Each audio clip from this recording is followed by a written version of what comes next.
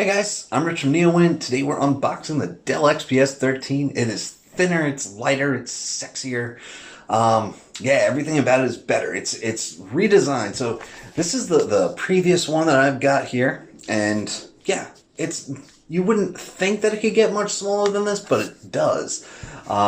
It's got four-sided narrow bezels. So if you look on this one, like where it's got that tiny little chin there, it's even smaller this time around. So we're just going to get this guy open right now because there's a lot of physical changes. Now, it's refreshed with Ice Lake processors, which is Intel 10th generation. Now, you might recall that last year, around the IFA timeframe, they refreshed the XPS 15 with 10th gen processors, but it was Comet Lake at the time, which was interesting because Dell was the first one out of the gate with Ice Lake, and Dell was the first one out of the gate with Comet Lake as well. Because the XPS 13 2-in-1 had Ice Lake, and the XPS 13 clamshell had Comet Lake. And the interesting thing about that is because at the time, we didn't really know anything about Ice Lake or Comet Lake. At the time, Intel was just, I think when I saw this first, Intel hadn't even announced Ice Lake yet. So a lot of times what happens is we get briefed on these products before Intel briefs us on the actual processors. So all we really know is Ice Lake is 10 nanometers, Comet Lake is 14 nanometers. Intel had been delaying 10 nanometers for years, and it's finally here. So why are they making a 14 nanometer one? It was just crazy. And I was trying to find out if Comet Lake was more powerful because historically the XPS 13 2-in-1 has been underpowered and far less powerful than the clamshell. So one of the big benefits to the clamshell was always more power. Didn't end up exactly being the case. Comet Lake is more for productivity because Intel actually had to lower the clock speed on the CPUs to get down to 10 nanometers. So what you do get from Ice Lake is more efficiency from the processor, and you also get better graphics because it comes with Iris Plus. So it's more of a productivity type of deal. And Dell's actually going to keep selling these. Although we do have this sexy beast coming out of the box right now. One thing that we will find, we have an IR camera for Windows Hello. So that's exciting. It's also a 16 by 10 display, which is always nice. You get a little bit more real estate there. Let's look at what else is in the box, because we do have our 65 watt charger, 45 watt charger, sorry about that. It is white. And this is one of the nice things about Dell products is they have these accessories in here that are all just kind of the same color. It's themed. You know, we have a white USB Type-C to Type-A adapter. This is what, a power adapter? Yes, so this can just let you plug this in. And it's really just, you have this as well. and it's more of an extension. So like you could use this if you need more wire, or you could just give it one of these and you know, just plug it in that way. So yeah, there's our 45 watt adapter. Like I said, all white. Same thing was the case with the XPS 13 2-in-1, although I did have to criticize them a little bit because the 2-in-1, the pen was still black. You know, everything else was white, the interior is white, and that's what we're going to see when we open this up. Because this is pretty similar to the XPS 13 2-in-1 that I reviewed last year, except of course it's a clamshell. And the XPS 13 2-in-1 was a redesign, and so now they're really just bringing that redesign down to the XPS 13 lineup. So one thing, by the way, this thing hasn't had USB Type-A ports in a while. It's no different here. We did drop a USB-C port, it looks like. We have one over on this side, one over on this side. Now we can open it up. See, all white. The bezel is not white, though. This is black. All right, so here we have it. Now look at that bottom bezel, and then we can just bring this one over, and you can compare the two. You can see, but it's not really increasing the size of the footprint here, because they're about the same height. It's just that the display is taller, but it's just going down further. Now, this display is 13.4 inches, whereas the previous one was 13.3 inches, and that's since the aspect ratio has changed, you're getting a lot larger surface area than you would have than it sounds like by that 0.1 inches. Okay, keyboard hasn't changed much. This is not a maglev keyboard, and that's one thing that's very different between this and the XPS 13 2-in-1. The 2-in-1 has a maglev Gen 2 keyboard, so this one doesn't. It's still your standard keyboard, and if you don't like maglev, that's good news. I actually thought maglev Gen 2 was very good, despite not liking the original at all. You can see this does have an option for Windows Hello Face, but I'm not going to set it up right now. There's also a fingerprint sensor that's in the power button over here. That's another thing that's changed, by the way. The previous 13 had it way over on the side. Now it's integrated with the keyboard. And hopefully that'll be the last time I bring that machine back into this video.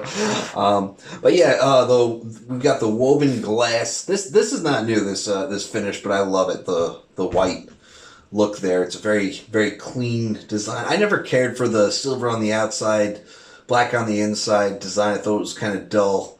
Although all black machines are super sexy.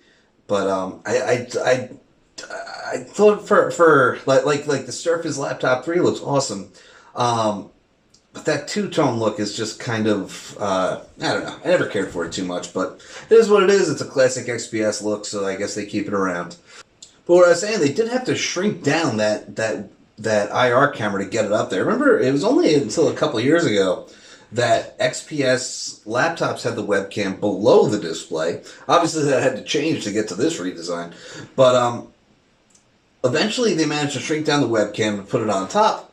And you can see a very small bezel, so you need to shrink down the webcam to get it up there. They couldn't shrink down the IR camera, though, which was weird because they had only added an IR camera to the camera down here like the year before, and then they killed it. But now this year they have both. We have a webcam, we have an IR camera. This is the 1080p model. It does come with a 4K display as well. You can see super thin. It is, by the way, this weighs in at 2.8 pounds on the touch model. It is 14.8 millimeters thin at its thickest point. We could just look at what that looks like. Micro SD card reader over here, USB Type-C. Of course, there's Thunderbolt. They're not marked, although they should both be Thunderbolt. But anyway, 3.5 millimeter headphone jack. Yeah, so like I said, this one weighs in at 2.8 pounds because I assume that it's the touchscreen model. If you get the non-touch model, it's actually just 2.64 pounds, which is super light for an aluminum laptop. Remember, aluminum is a very heavy material, so though like 2.8 pounds is a lot more what I would expect. It does have that glass fiber interior, but the shell is absolutely aluminum.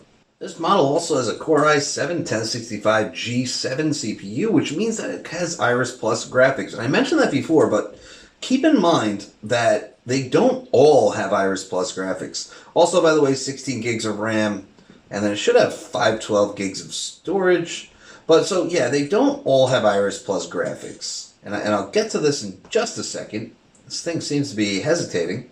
I've been struggling a little bit, but we're going to do a factory reset on this in a bit. Oh, I just opened a bunch of file explorers. And yeah, so it is 512 SSD, of course. So breaking down the processor and the graphics. Now this is interesting because Dell actually is probably a pretty common configuration of i3, i5, and i7.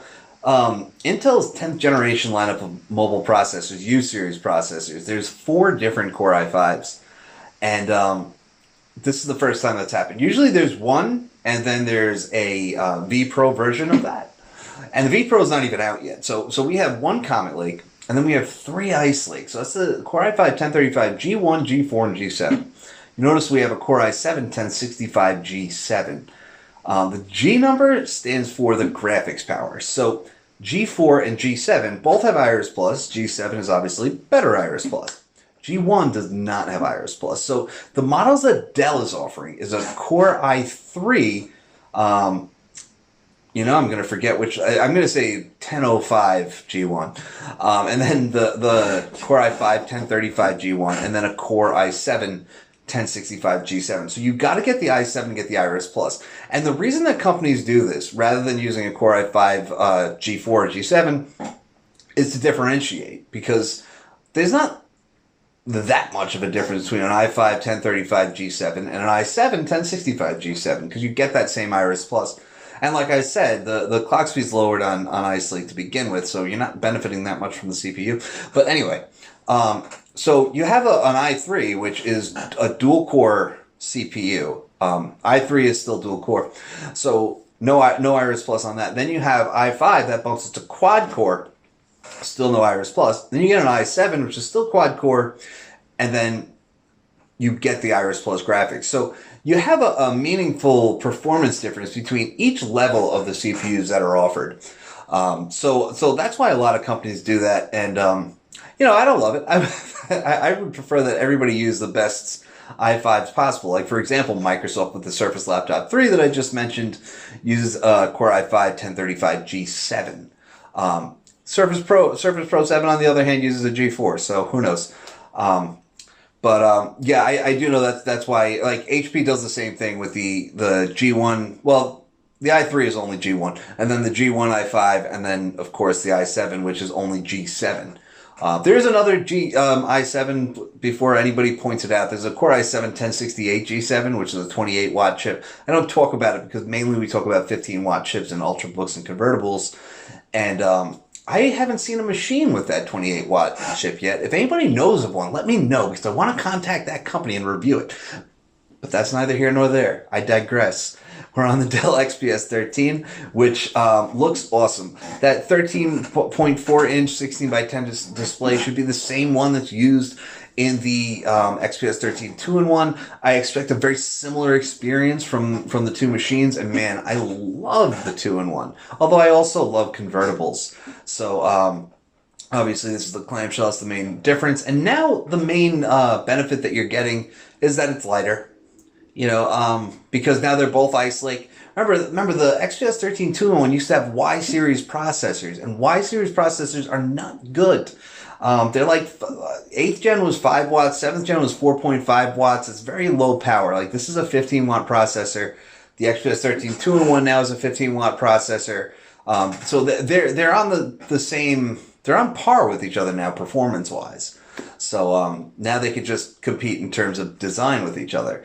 Honestly, when this came out, I wondered why it even existed. And I had a feeling they were going to kill off the clamshell because the XPS 13 was superior. The 13 2-in-1 was superior to the Comet Lake XPS 13 in every conceivable way, except price. So now that this is out with some impressive with Iris Plus. And